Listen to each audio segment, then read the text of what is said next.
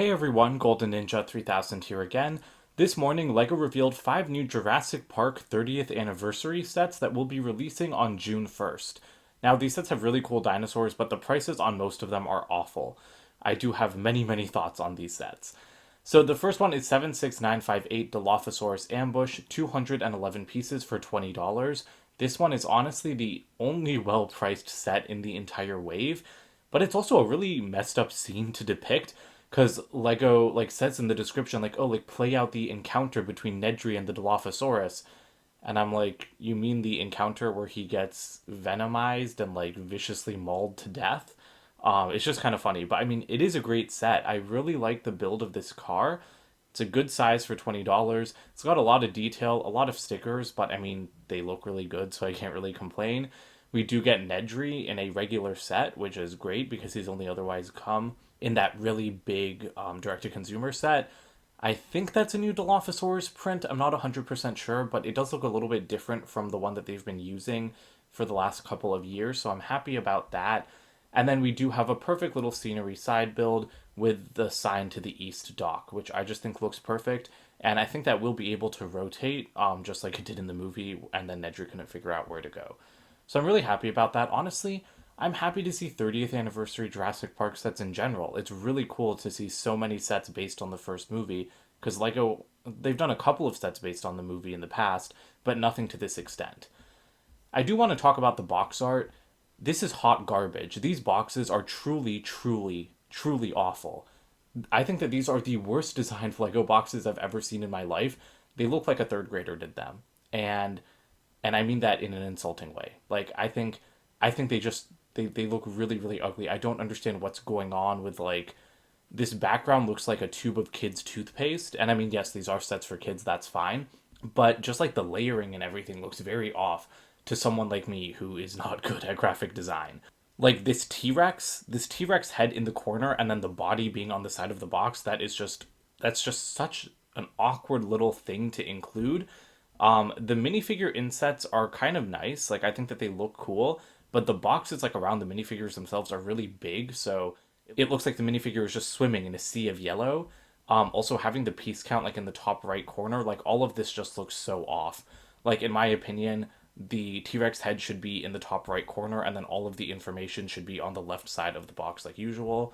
Now, this might not be LEGO's fault. This could be a universal box design choice for the 30th anniversary sets, but to me, this all just looks really cheap and bad. Although I do like this thing at the bottom, this little stretch of dinosaurs. That's cute, but yeah, it seems really lazily designed to me, just pasting these images onto this weird background. So I'm not a big fan of that. As for the rest of the build, you do get the Barbasol can. That is awesome. That looks like a print. That better not be a sticker. I don't think LEGO has ever stickered that piece.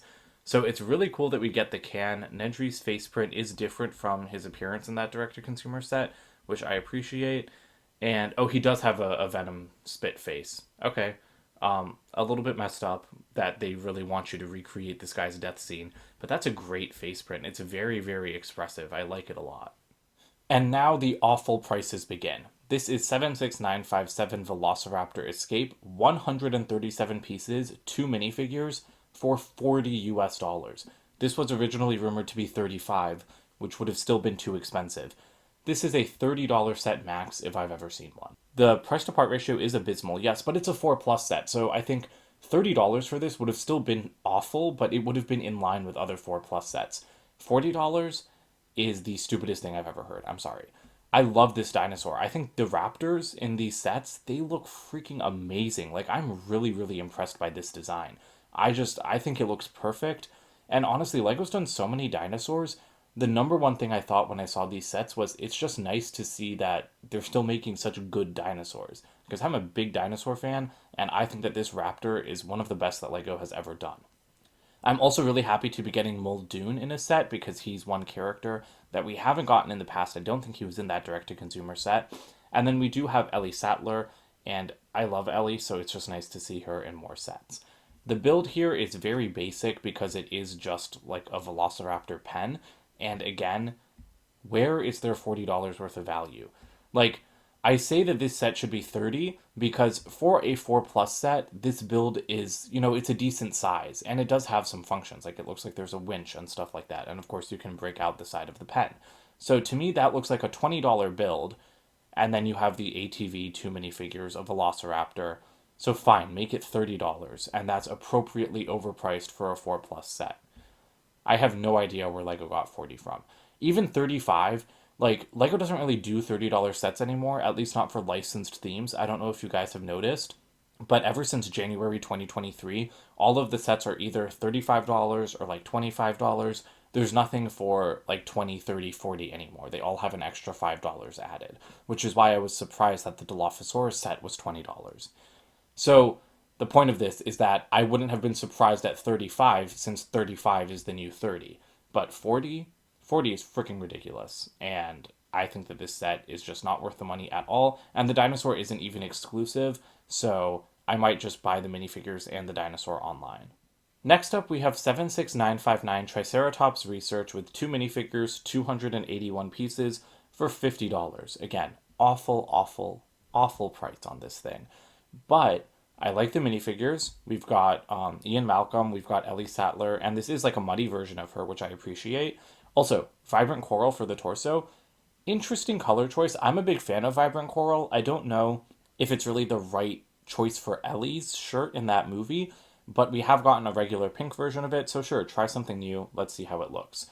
This Triceratops, though, I think it looks awesome. It's really nice to see one in this color scheme. Usually Lego goes really hard on the two-toned color schemes, and I like that. Like I really liked last year's Triceratops with like the red and the gray color scheme, but having this kind of like brown and nougat color scheme, it's very earthy. It's much more natural than some of the other color schemes Lego has done in the past, and I think it looks pretty perfect. And I mean, Triceratops is my favorite dinosaur, so I'm just really happy to see Lego continuing to make herbivores, especially when that's something that we didn't get from this theme for so many years in a row. As for the build, there is a giant pile of poop. That is very funny to me. Lego really knew what they were doing there. But it is a great inclusion because that's what this scene in the movie focused on. So I think it's appropriate to include there. Then the rest of the actual build of the set is just one of the Ford Explorers, and I think it looks perfect. It's the exact same build as far as I can tell from that 18 plus set in 2021, but I mean, this thing is just, it's perfect. The build is great. There's no reason to change it. The problem is that it's not a very big car. Like if you do like the 360-degree look, like I wouldn't say it's a $20 car because it is super, super detailed. So let's say that the car is worth $30 and the pile of poop is worth $5. Why is this a $50 set? Like, is that Triceratops really worth like $15? I mean, I don't know. It feels very expensive to me. Honestly, even if this set was just $45, I think that would make more sense, but it should be 40. This feels like a $40 set to me. It feels like it would be perfect at $40, and so I really don't like the fact that it's 50. And once again, all of these insane prices on these sets, even though I really want all of them, the prices mean that I will not be buying any of these until I can find them on a deep discount. Next up, we have a set that we've all been waiting for. Unfortunately, it's not on the US site yet, so I'm on the UK one. But this is 76960 Brachiosaurus Discovery, 512 pieces for 80 US dollars and 75 British pounds. We've all been waiting for this one because this is like the most iconic scene in Jurassic Park. I mean, there's lots of iconic scenes in the movie, but like this is, when they first see a dinosaur, and it's a really, really big moment. And I'm very, very happy that we're finally getting a Lego Brachiosaurus because that's something I've asked for a really long time. We're going to talk about it in a second, though. We do have all of our minifigures that we need for the scene. We've got Alan Grant, Ellie Sattler, and John Hammond. Again, it's great to get Hammond outside of that direct-to-consumer set. The Jeep looks perfect. I'm very happy with it. It is a completely different build from the Nedry Jeep in the smaller set, and I think it looks really good. I love like the roll cage design. I love the red. I feel like it's really, really popping in this picture, and I can't wait to build it. The tree looks great as well. There is like a little sign there. We've got a broken eggshell because of course that's what Alan Grant discovers. And it's a tall tree. And I do like the way it's built. It gets very technic up towards the top, but it is a great height to allow the Brachiosaurus to actually eat from it, which again, it's a really nice feature. But the Brachiosaurus itself, it looks good for the most part. I do have some big issues with it. But we'll start with what I like. That head is perfect. I really like that Lego's made a bunch of new molds for it because of course they had to. But I just think that the print, the design, everything looks really good. I think the long neck is great. It can articulate at the bottom and then it can also rotate its head at the top. You definitely don't need any more articulation than that in the head. The color, I would not have picked this color personally. Like the Triceratops or the Brachiosaurus in the movie, it was like a greenish brown, not a grayish blue. So I don't really like the color choice that Lego's gone with. It seems I don't know, it's just more boring to me because this isn't the color that it was in the movie. Um so that's a little bit disappointing to me. I don't know if the tail can move, but it kind of just looks like the same piece as the T-Rex tail, so I hope it can. Um Although it would be odd for Lego to just reuse that T-Rex tail mold since the tails aren't really similar. What I hate about this thing is that it doesn't have movable legs. To me, that is a lazy cop out, and it's kind of awful. I'm really, really not happy with this because this is a giant freaking dinosaur. Lego has never made a dinosaur this big that didn't have articulated legs. The only Lego dinosaurs that can't move their legs are like the little carnivores, like the Dilophosaurus, the new like Atrociraptors and the Pyroraptor from Jurassic World, and then the Ankylosaurus from that Indominus Rex set in 2020. But for something this big, Lego needed to give it movable legs. Because the other thing about that is that now you can't even recreate that iconic moment from Jurassic Park when the Brachiosaurus rears up on its hind legs and they're like so surprised to see a dinosaur. You can't do that because its legs can't move. That is inexcusable in my opinion. I know that a lot of people don't like molded Lego animals because they think that they're un-Lego like. I personally don't agree with that. I love molded Lego animals. I think that they're really, really cool when they're executed well. This Brachiosaurus is only half executed well. To me, when you get a piece this big, its entire body, it all looks like just one piece because it doesn't have movable legs. That's when you start getting un-Lego like. I should not be getting a piece that huge that can't articulate in a set that's not meant for 4 year olds, you know? This is still a set for kids. The age rating is 9 plus, but come on, it should have movable legs. It's really, really embarrassing that it doesn't. And I have to be honest, I really expected better from Lego on this. So I'm happy we got a Brachiosaurus, but I'm really disappointed that it hasn't been executed the way it should have been. Okay, so now let's see. I mean, I do like the shaping on it. The shaping is good. I'll give it that. The printing does look better from this angle as well. But again, it's using that T-Rex tail piece that's not accurate. Like brachiosaurs don't hold their tails like that according to the science that we know. And also it's very very short. Their tails were counterweights to their giant necks. So they had much longer tails than that. So yeah, I think the head part has been executed very well, but really everything from the neck back, like everything from that seam back, it's not good.